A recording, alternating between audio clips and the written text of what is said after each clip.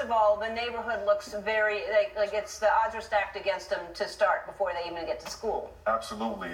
Some of the kids have to travel from 2 miles or better, and the miles become longer when you have to navigate through the gang. So it's just when they show up, I'm just so happy that they came that day. It's just amazing. Yeah, because there was a higher rate of losing kids before this happened, right? Yes.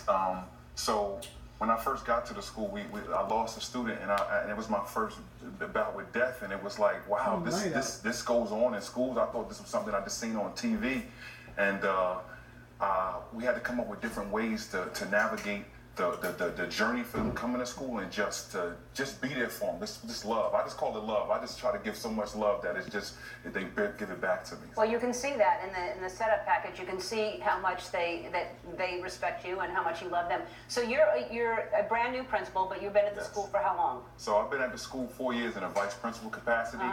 But I'm only 3 weeks in as a principal, and I'm so excited that I get to just so happy to lead kids that look like me, that sound like me. I'm from the area, so I'm so happy when I got the opportunity to lead them. I'm just so happy, and I'm nervous that I'm on Ellen. This is amazing. Wow. Yes.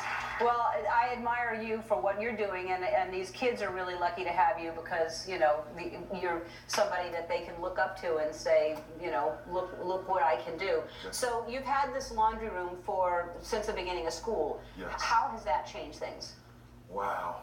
So I know that my students were staying home for a reason. We had a study that was said that 85% of my students were staying home, and they was severely chronically absent. That means they were staying home 3 to 5 times a month.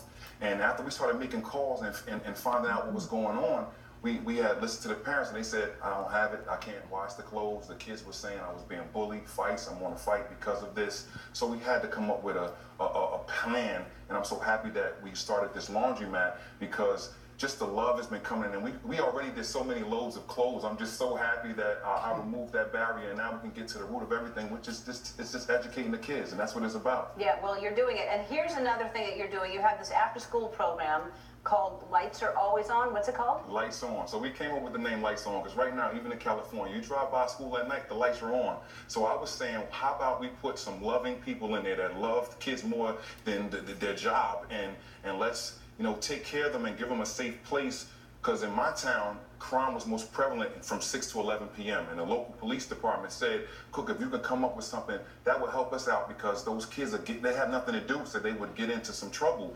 And I can say that it was new for me. I told you I opened up with a death, but we was losing girls, and that's new. Like, I'm not saying that you shouldn't lose boys, but when you lose, like, my little baby, my princesses, it's like you have to do something. And so I started adding more things like henna and makeup. I go to the store and I buy the like short eyelashes for them. I make sure that that's taken care of. But I want to say, since we started this program, I haven't lost any more kids to gun violence, and I'm just so happy.